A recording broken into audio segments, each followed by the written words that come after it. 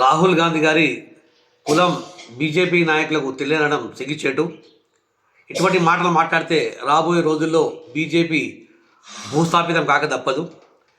కాంగ్రెస్ అగ్రనేత రాహుల్ గాంధీ గారి పేరు, అదేవిధంగా రాహుల్ గాంధీ కులం బీజేపీ నాయకు తెలియదని మాట్లాడడం విడ్డూరంగా ఉంది. అదేవిధంగా వాళ్ళకి సిగ్గుచేటు.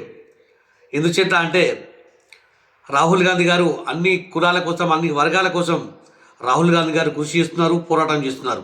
అది బీజేపీ నాయకులకు నచ్చడం లేదు.